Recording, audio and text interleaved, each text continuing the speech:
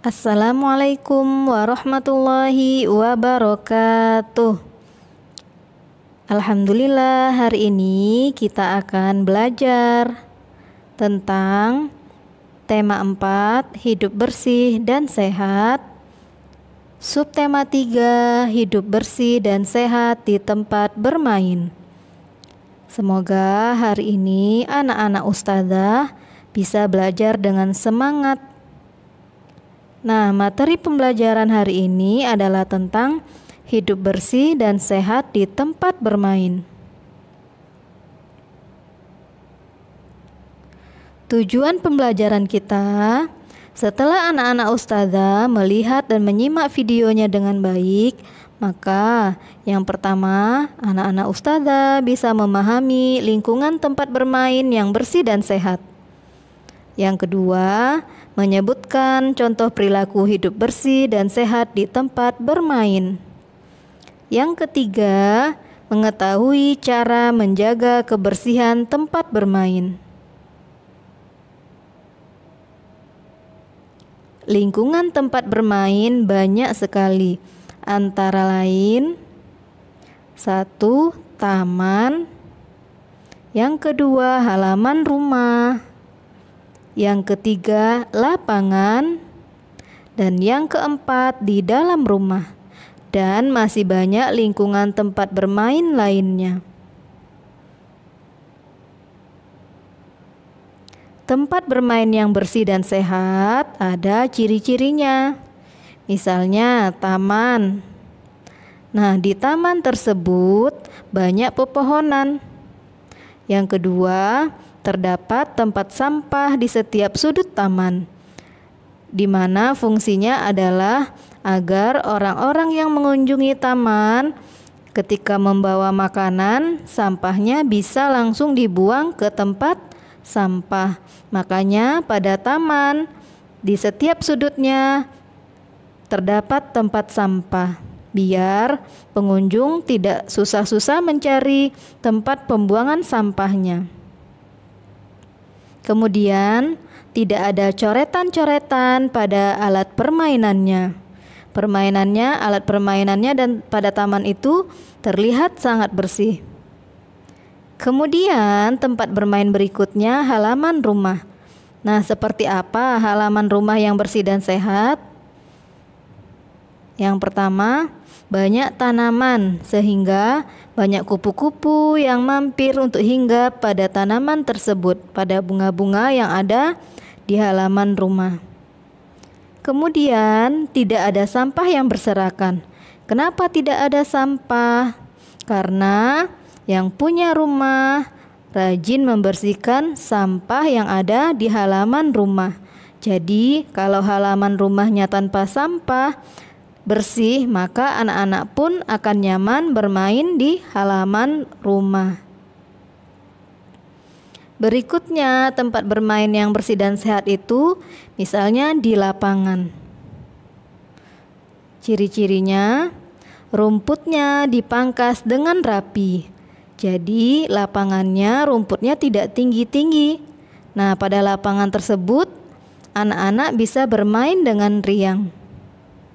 Kemudian ada beberapa tempat sampah di lapangan. Nah, tujuannya sama seperti tadi, agar orang-orang atau anak-anak yang bermain di lapangan tidak membuang sampah sembarangan.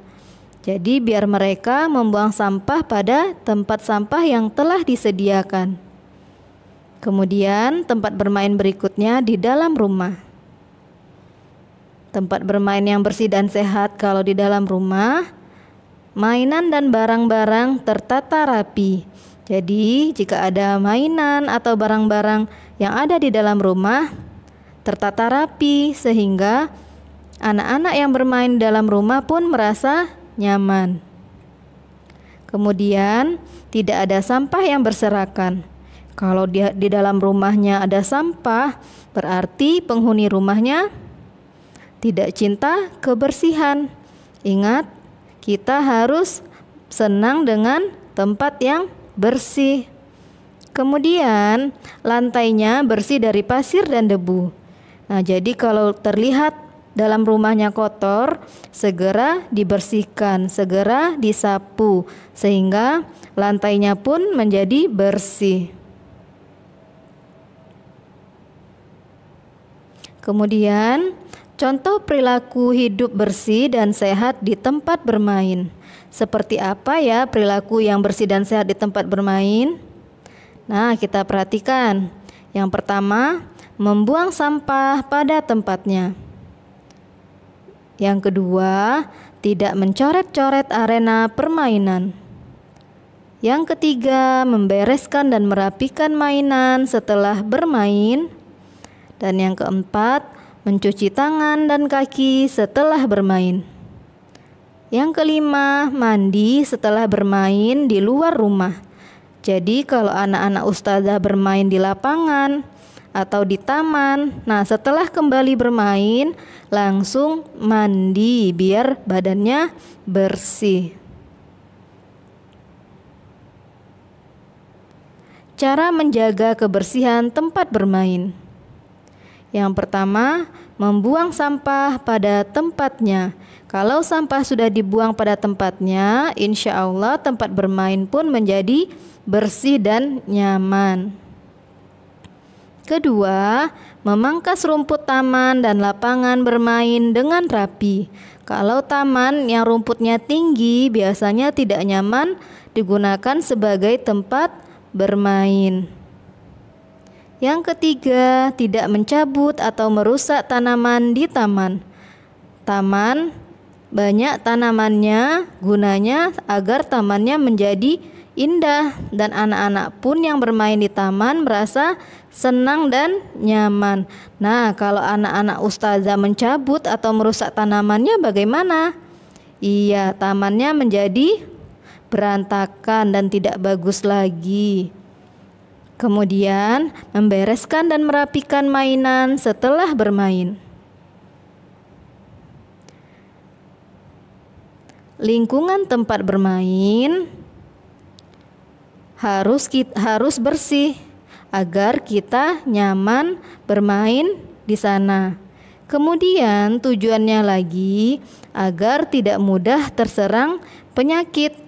Jika lingkungan tempat bermain kotor, maka anak-anak ustazah akan mudah terserang penyakit. Makanya carilah lingkungan tempat bermain yang bersih dan sehat. Kemudian, kebersihan dan kerapiannya harus selalu kita jaga. Nah, dimanapun anak ustazah bermain, jagalah kebersihan dan kerapiannya, biar tempat bermainnya tidak kotor. Menjaga kebersihan dan kerapian lingkungan tempat bermain, tanggung jawabnya siapa?